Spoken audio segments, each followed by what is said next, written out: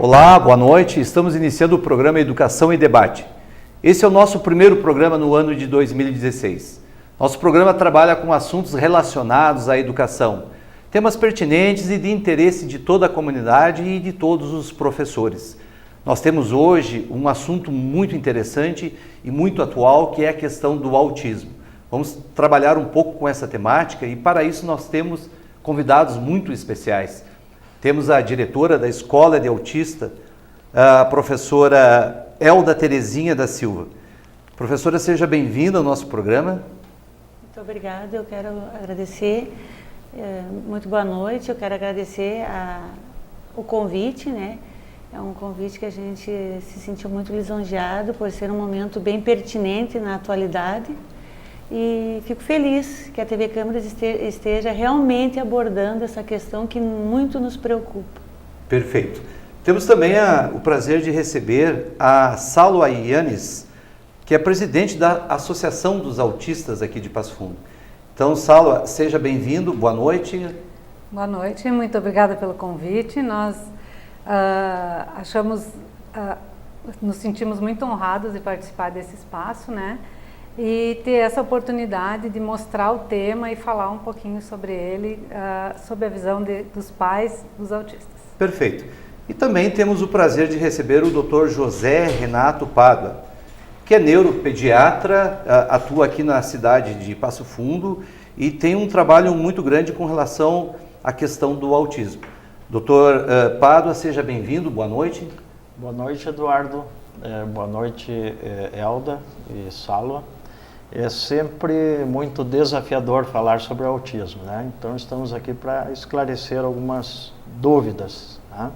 Perfeito. Obrigado. E a gente vai começar com o senhor, doutor. A gente sabe muito bem que o autismo é uma doença cercada, digamos, até de mistérios, de interrogações, porque não se sabe muito bem de onde ela vem e principalmente como lidar com essa questão.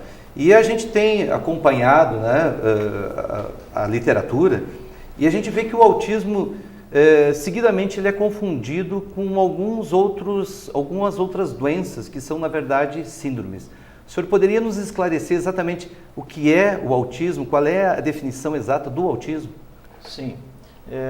Muito se aprendeu e se está aprendendo sobre o autismo desde que Leo Kanner, há 73 anos atrás, descreveu 11 casos de crianças que tinham um comportamento peculiar. Tá?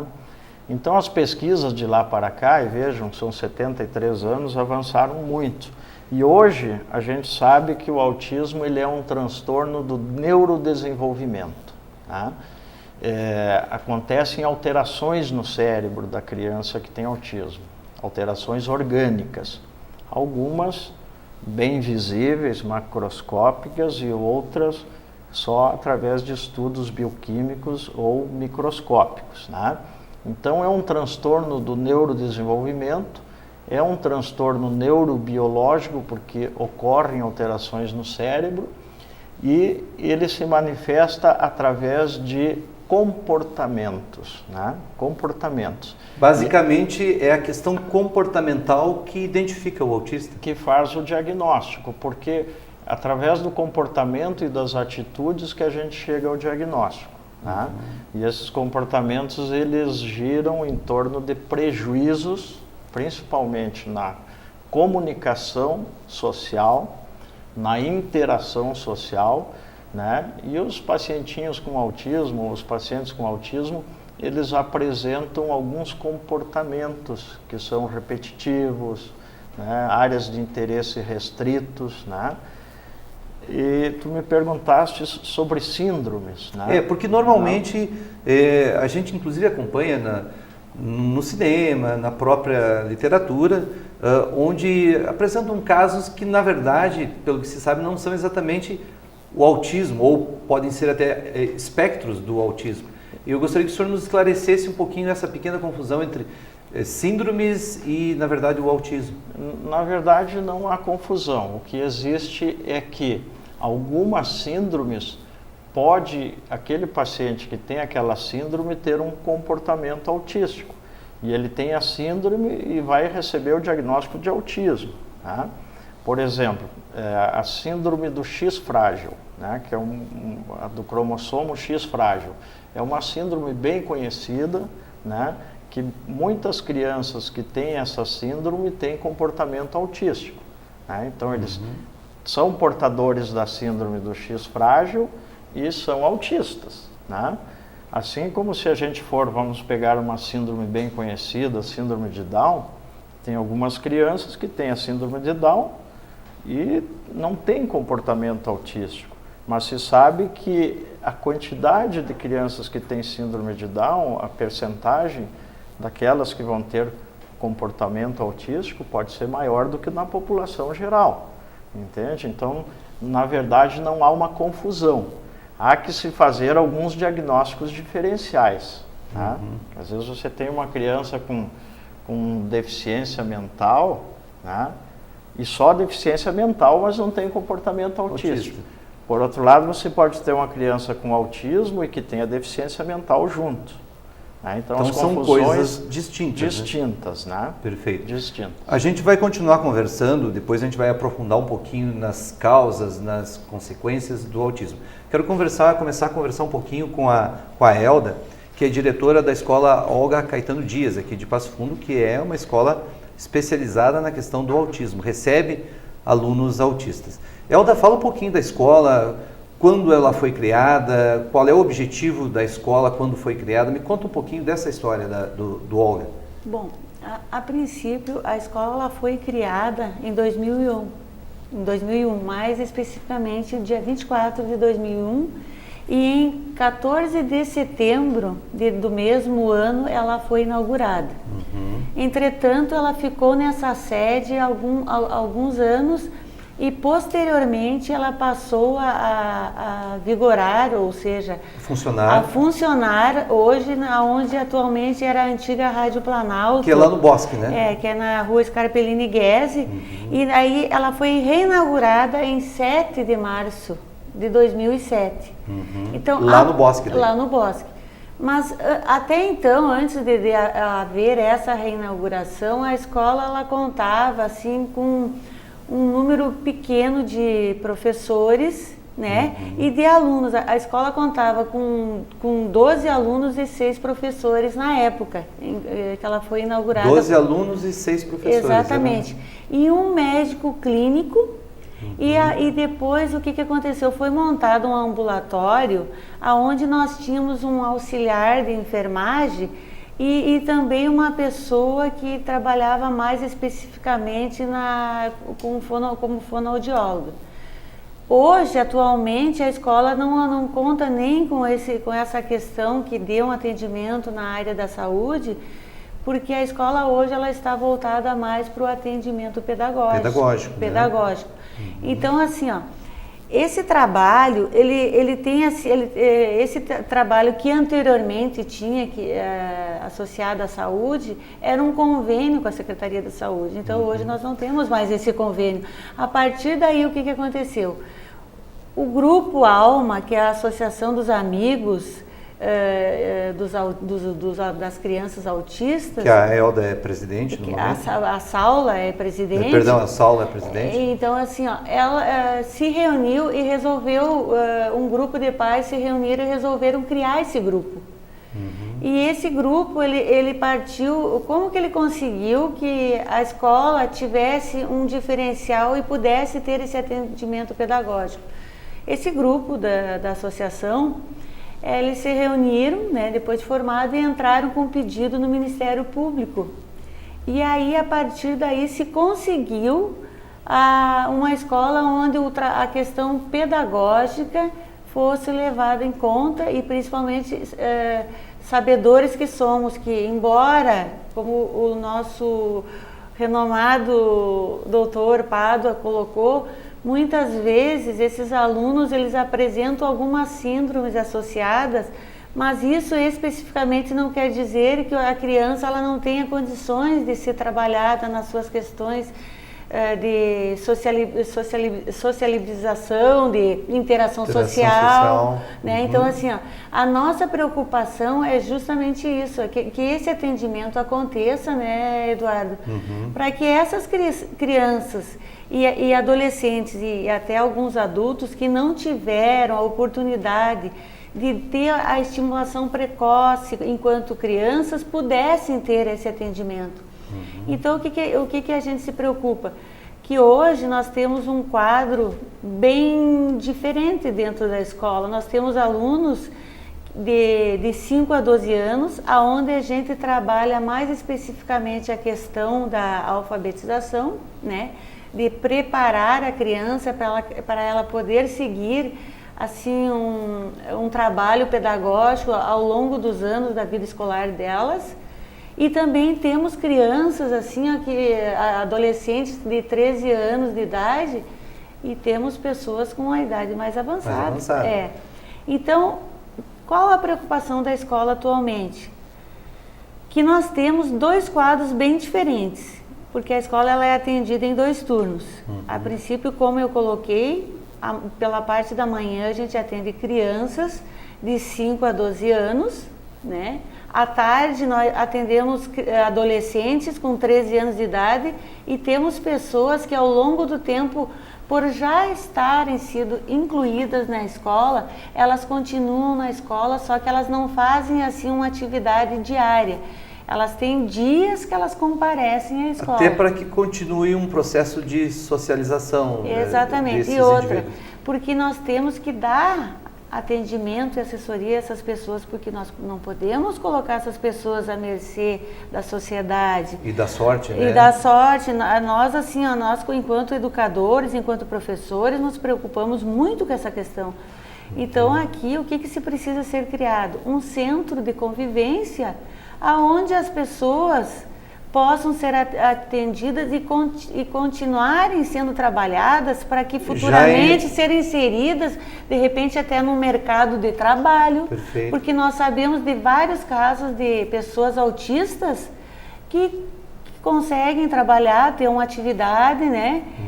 Claro que isso precisa ser trabalhado. Aí é que entra a questão do centro de convivência, para que sejam trabalhadas as oficinas, que proporciona a essas pessoas esse atendimento. Depois eu vou conversar um pouquinho com a Sala, depois eu quero que tu me conte um pouquinho dessa ideia, desse continuar no processo, porque a gente sabe que uma escola atende as crianças, mas a gente não tem muito conhecimento do que acontece depois que esse autista fica adulto.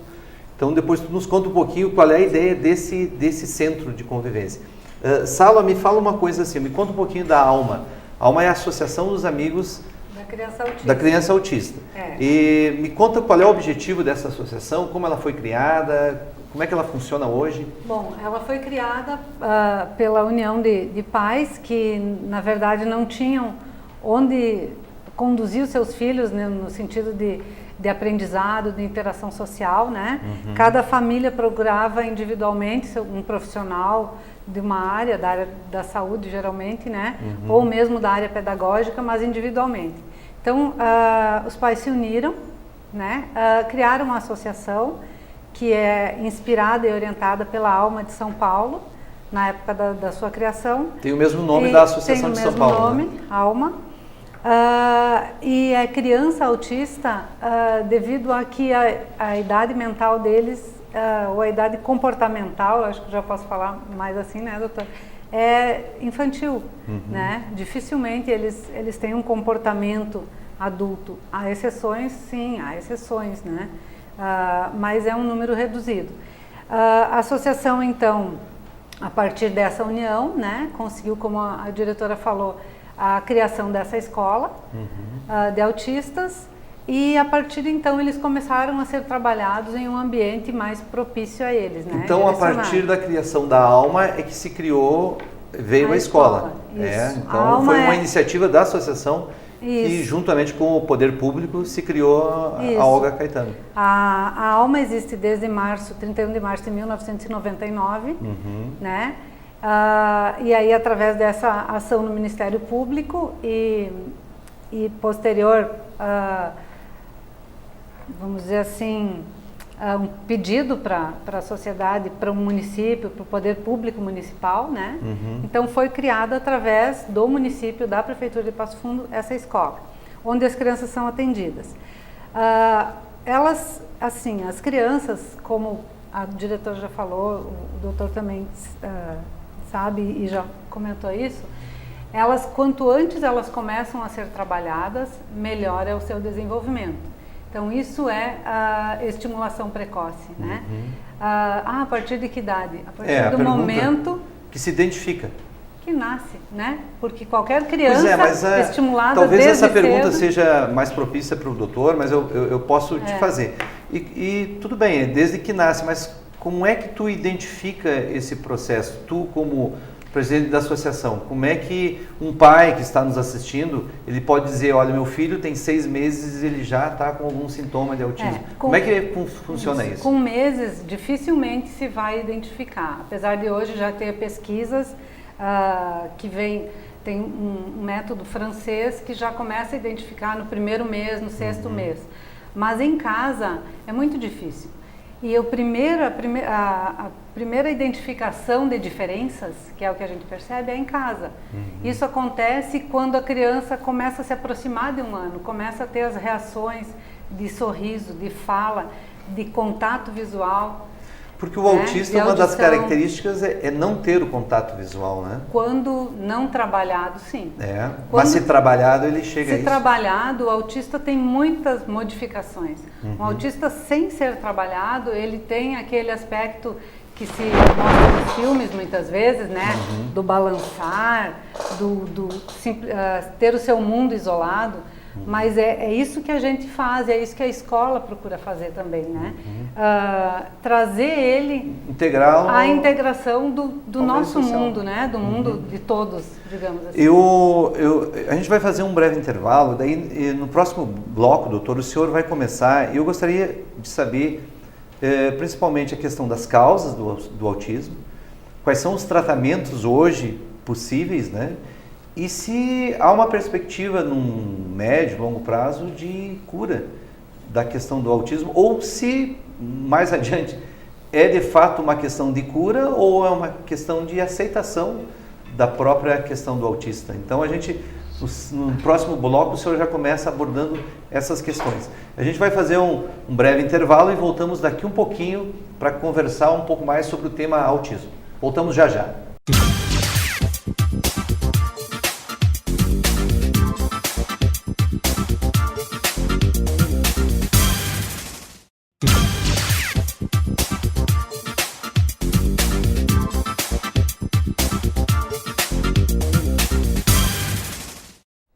Olá, estamos de volta com o programa Educação e Debate e na noite de hoje estamos conversando sobre o tema autismo. Esse é o nosso primeiro programa do ano de 2016 e temos um tema muito intenso e muito pertinente e muito atual. O Dr. Pádua, que é neuropediatra aqui em Passo Fundo, nós estamos conversando com relação ao que seria o autismo. E eu gostaria de saber um pouquinho, doutor, quais são as causas conhecidas, pelo menos, do autismo. E também o senhor nos fala um pouquinho dos tratamentos possíveis hoje. Eu sei bem que, principalmente nos Estados Unidos, a pesquisa está bem mais avançada aqui no Brasil em relação à questão do tratamento. Então, fala um pouquinho das causas e dos tratamentos que nós temos hoje disponíveis. Muito bem. Me permita só voltar um pouquinho atrás ali na questão do diagnóstico precoce do autismo, né? A mãe pode observar desde muito cedo alguns sinais que posteriormente tem que ser comprovados se vão persistir ou não, né? Hoje se sabe assim que, fazendo uma retrospectiva, bebês que depois, na sua idade mais avançada, ali 2, 3 anos, que é a idade principal dos diagnósticos, mas bebês que quando a mãe amamentava, né, o bebezinho no colo da mãe não olhava para a face da mãe, não olha para a face da mãe. Não havia o contato visual. Isso, né? Porque é comum o bebê normal, ele está mamando ali prazerosamente, se ele está acordado, ele olha para o rosto da mãe, né? Também aquele bebê que não sentia prazer do contato, do colo, né? pouco prazer ou sentia desconforto, muito choro, né, no colo, né? Aquele bebê que não sorria, né, né, não atendia aos chamados da mãe, a mãe chama e parece que não dá bola. Né? Então, isso são sinais bem precoces que a gente não pode fazer um diagnóstico de autismo em bebês, mas são sinais de alerta, né?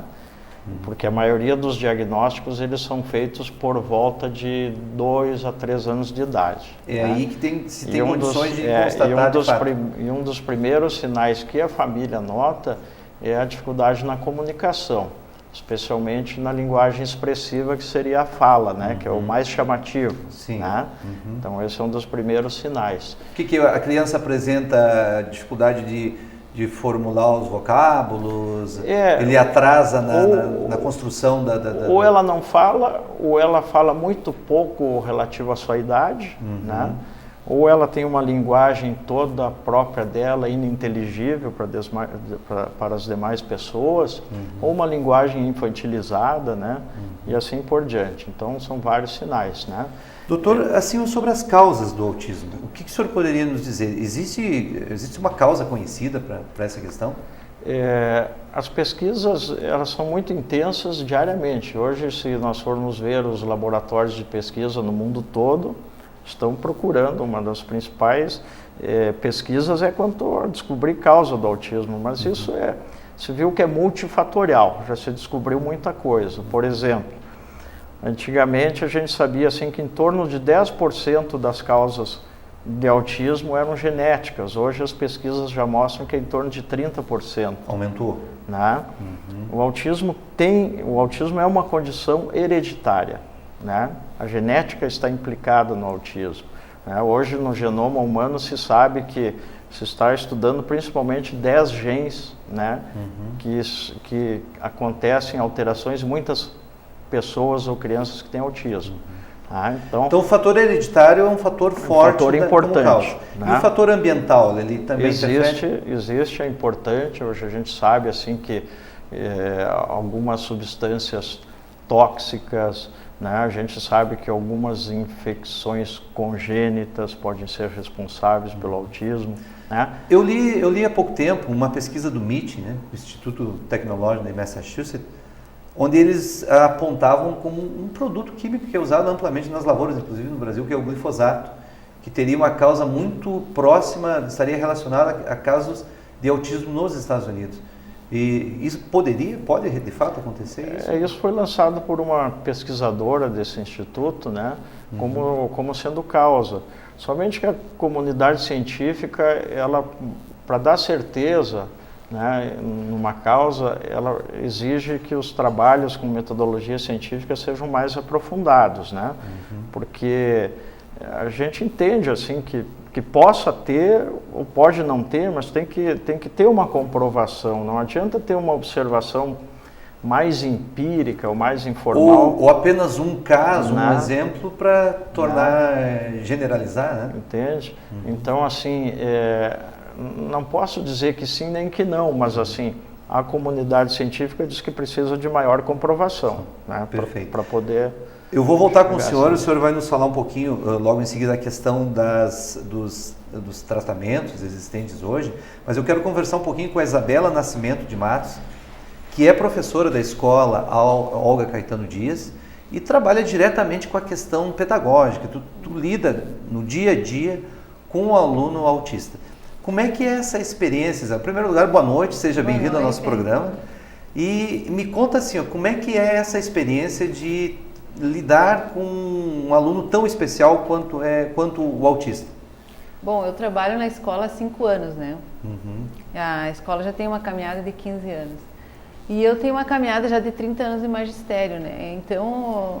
Tu é professora municipal, né? Sim, professora municipal. Então eu tive que mudar muito o meu pensamento como professora, minha formação, porque trabalhar com um aluno especial, o aluno autista, né? Você tem que desconstruir muita coisa, né? Você tem que, na escola tradicional, o aluno tem que se adaptar à escola, né?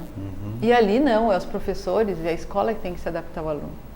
Então o tempo deles é diferente, a forma como eles lidam com o conhecimento é diferente, as respostas que eles dão é diferente. Parece que eles não entenderam, mas no fim eles dão a resposta mais tardia. Então, nosso trabalho é de muita observação. Isso é uma mudança muito radical, né? Você trabalha um longo tempo com os alunos não autistas e aí você cai numa escola especializada. Eu acho que para você é uma mudança muito significativa, principalmente nessas expectativas de resultado, né? Também. A gente fica com uma outra cabeça, né? Em relação à educação e em relação aos alunos. Até a gente tem que trabalhar com muita paciência, com muita persistência. Sem dúvida, né?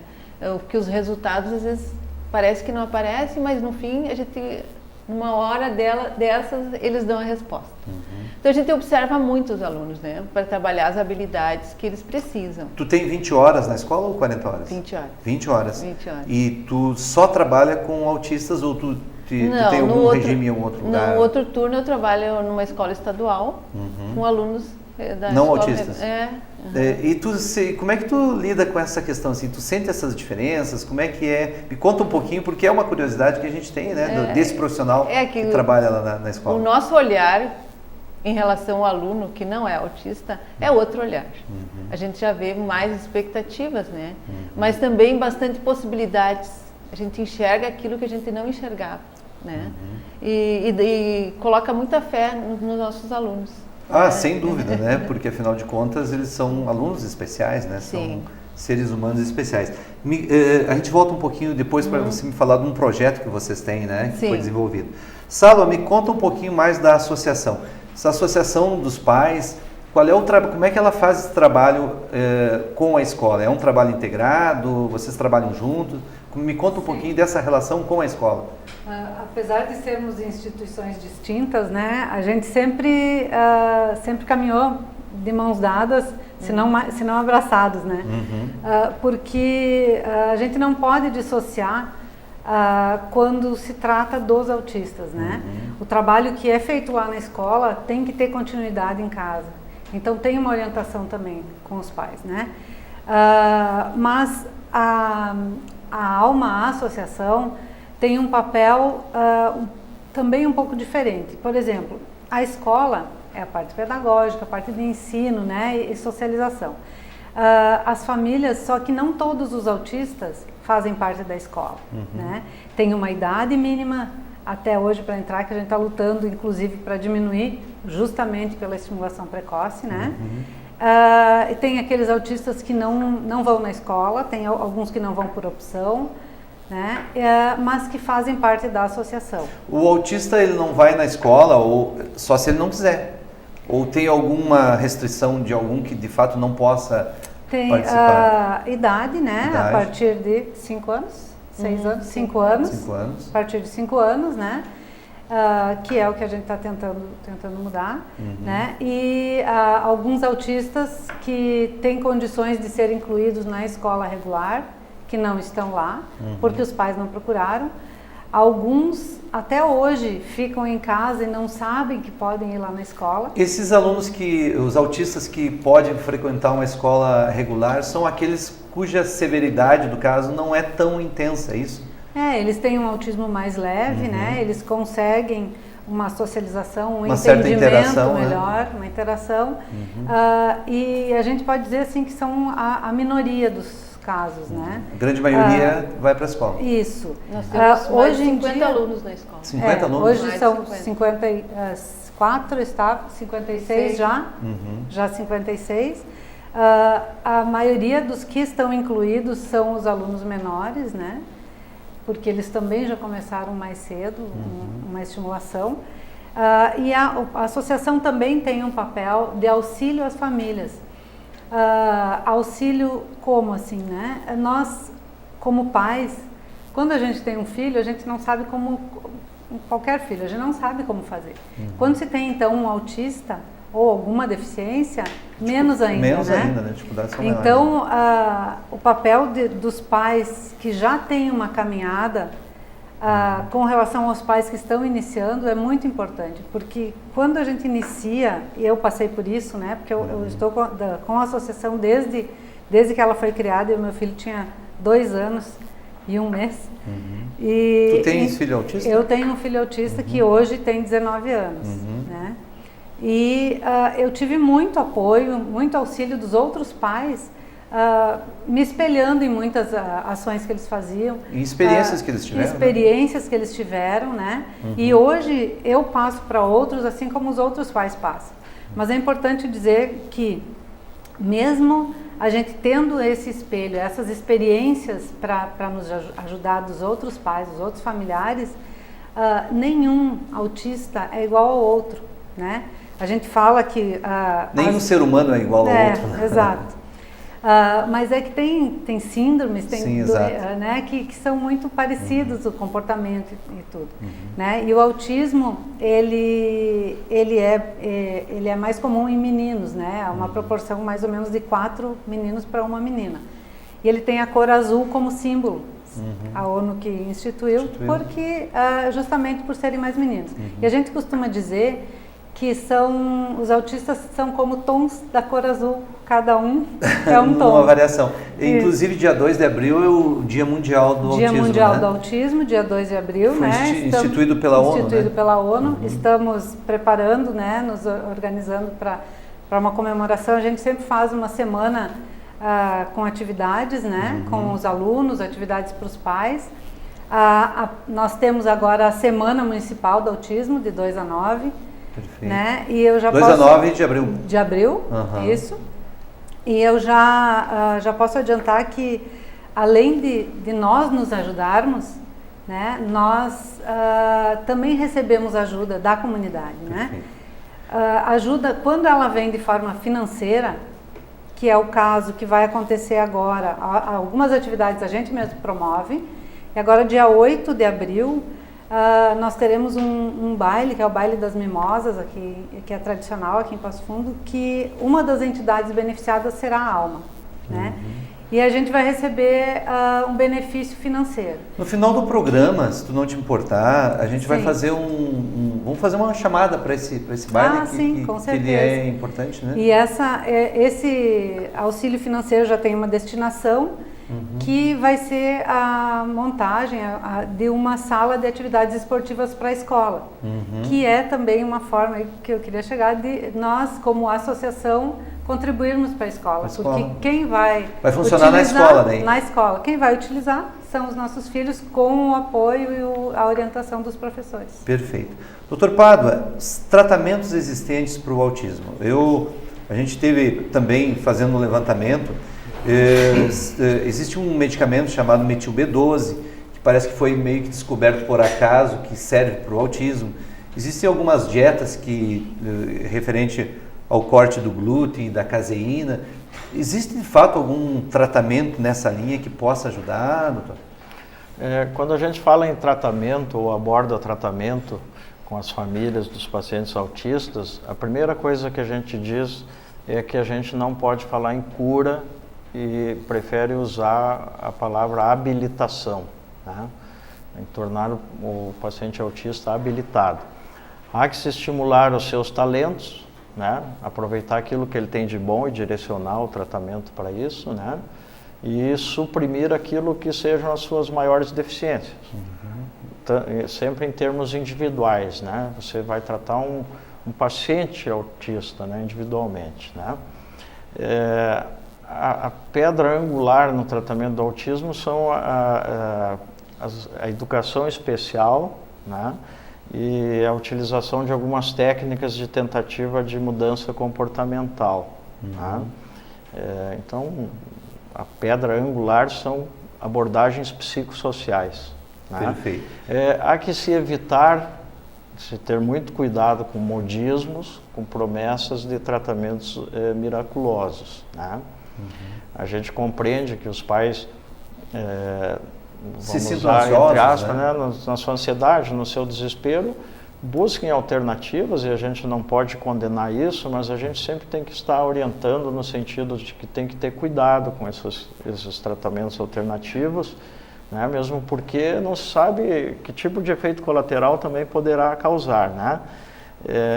Então esses tratamentos com vitaminas, esses tratamentos dietas, né? com dietas. Isso também, assim, tem observações, algumas positivas, mas volto naquilo que eu disse antes, né? É preciso mais trabalho científico, é preciso mais metodologia, né, para se dar uma certeza e saber o que vai acontecer a longo prazo, né? Por exemplo, quando se usou, numa época da humanidade, se usou a talidomida, né? Se acreditava que fosse ser uma coisa boa e daqui a um pouco trouxe tanto problema, né? Uma geração dos filhos da talidomida, né? Então, assim, é muito importante no tratamento a participação da família, é muito importante no tratamento a participação dos professores, né? Essa classe é tão, né, assim, pouco valorizada, né? Porque tão o professor vai precisar dar uma assistência para todas as crianças na aula, né? Entre as quais vai ter lá um com autismo, outro com TDAH e tal. E qual é o incentivo que ele tem para fazer um curso e para poder, né, dar uma... E tem que se frisar que o autismo depende de uma equipe multiprofissional, né, que envolve fisioterapeuta, pedagogos, terapeuta ocupacional, fonoaudiólogos, psicólogos, desculpe se eu estou esquecendo algum, mas tem que se ter essa ideia que a equipe multiprofissional que é a pedra angular. Tá? Medicamentos são só sintomáticos, né? Para os principais sintomas que aquele indivíduo possa ter, porque um paciente autista ele pode ter ansiedade, como todas as outras pessoas podem ter, ele pode ter momentos depressivos, ele pode ter momentos de pânico, e o paciente autista, doutor, ele pode ter um dos sintomas do autismo e não ser autista? Por exemplo, a questão do contato visual, ele pode não ter o contato visual, mas simplesmente por outra razão, é possível isso? Você tem que analisar, assim, o diagnóstico do autismo ele não é muito simples de se fazer, porque é um conjunto de alterações que tem que ter, né, em maior ou menor intensidade, e que isso traga um prejuízo no funcionamento daquele indivíduo, né? No funcionamento na comunicação social, na interação social, né? Associado a um sem número de comportamentos que possam ser peculiares ou repetitivos, né? Perfeito. Isabela, tu vai encerrar para nós o programa e me fala, assim, bem rapidamente, sobre esse projeto interessante que vocês têm, que é que você é encaminhado por uma outra professora, a professora Núbia, né?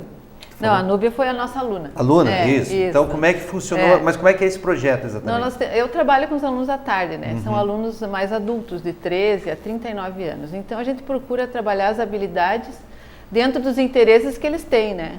Procura observar bem as potencialidades que eles têm. E a Núbia foi uma aluna nossa há muito tempo, né? E ela tem esse interesse em tirar fotos.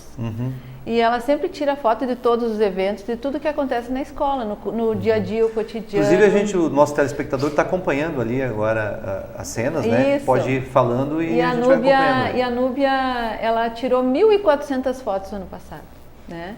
E nós resolvemos, então, fazer uma exposição. A exposição foi chamada Vida Cotidiana pelo Olhar de uma Autista, que foi exposto no final do ano, na nossa festa de encerramento. E pedimos a parceria de uma fotógrafa, né, que editou as fotos, e aí colocamos algumas dessas 1.400 fotos. Fizeram uma exposição, né? Fizemos uma exposição e foi muito Isso para a Núbia deve ter sido, assim, fantástico, né? Em termos de autoestima. De autoestima, né? Autoestima, a família também valorizou o trabalho dela, né? Todos valorizaram o trabalho dela, né? Porque era uma coisa que ela fazia dia a dia, né? E ela viu que aquilo ali é bonito e todo mundo gostou. E gostou? Imagina. E esse ano nós vamos continuar o projeto. Ela vai fotografar todo o cotidiano e no final do ano a gente vai fazer a exposição. De novo vai fazer a exposição. Dos nossos projetos do ano. Olha, isso aí é fantástico. Eu quero... Infelizmente, nosso programa é curto e eu tenho que encerrar o programa, mas antes de encerrar eu quero mostrar um pouquinho, acho que é aqui, esse livro, né? Que uma das autoras eu vejo aqui, que é a Salwa, né? Filhos Autistas, né? Onde é que a gente pode adquirir esse livro? Nas livrarias, lá na associação, Salwa? Isso. Esse livro pode ser adquirido com os pais da associação, né? Com a escola, pode se dirigir à escola. Temos na Livraria Delta, aqui em Passo Fundo, na editora, na nossa editora, que também tem para a venda, né? Na Livraria Cultura, pelo site também. Então, nas boas livrarias do ramo aqui, isso, a gente encontra então nós esse livro. temos bastante possibilidades, né? Pessoas do Brasil inteiro podem adquirir. Se quiserem adquirir diretamente conosco, o mais fácil é ligar para a escola de autistas, que daí a gente encaminha o livro. Tá bom, então. Então eu quero agradecer a você, Salo e Yannis, presidente da Associação dos Amigos dos Autistas aqui de Passo Fundo. Então, agradeço a tua gentileza em ter aceitado o nosso convite. Agradeço a participação da professora Elda Terezinha, da Silva, diretora, atual diretora do Olga Caetano, que está ali no cantinho ali. Agradeço também a participação da Isabela Nascimento de Matos, que é professora, pedagoga, trabalha com autistas, e a participação do Dr. José Renato Pádua, neuropediatra aqui em Passo Fundo, que nos esclareceu um pouquinho da questão mais técnica, mais científica com relação ao autismo. Agradeço muito a gentileza de todos vocês e tenho certeza que esse programa vai ajudar bastante o nosso público, em especial, que são os professores, a pensar um pouquinho mais e procurar mais informações com relação à questão do autismo. Nós temos vários autistas que não estão no Olga Caetano, mas estão distribuídos em escolas do município, né? E nós precisamos de profissionais cada vez mais preparados para isso.